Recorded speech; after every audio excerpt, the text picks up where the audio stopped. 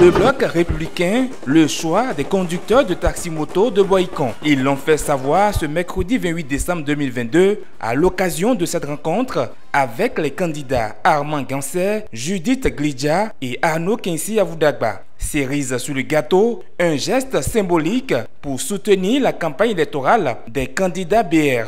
Une enveloppe financière de 200 000 francs CFA.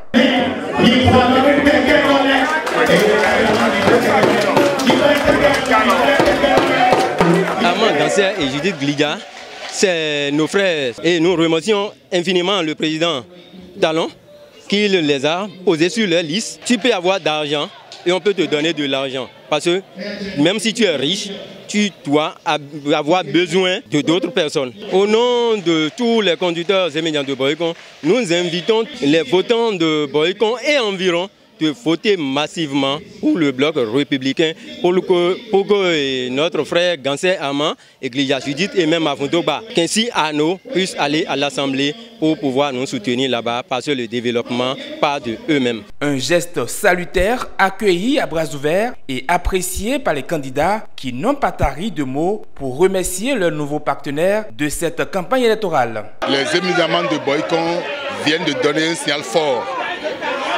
Ils ont montré à l'opinion publique que c'est vrai qu'ils sont les meilleurs vecteurs de communication, mais ils sont capables de soutenir les candidats.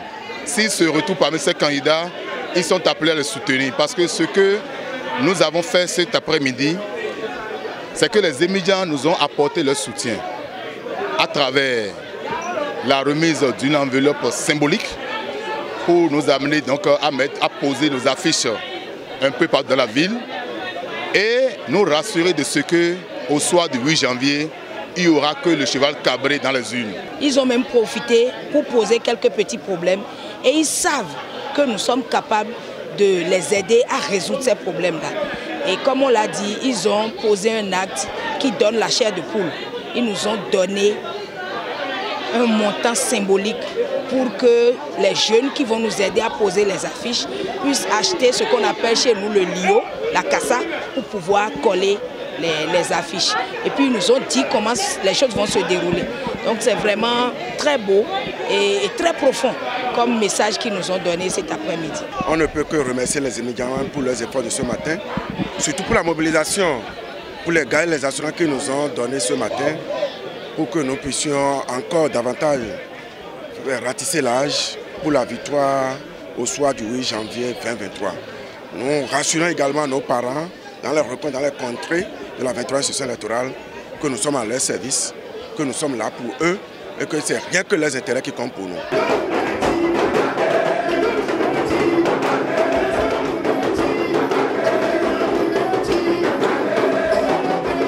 Cette rencontre d'échange a permis également aux candidats et émigrants de passer au peigne fin plusieurs sujets concernant leurs conditions de vie et de travail de la corporation dans la ville Carrefour. Le trio gagnant de Boycon se porte garant à jouer sa partition afin que des solutions soient trouvées et le bloc républicain encore plus.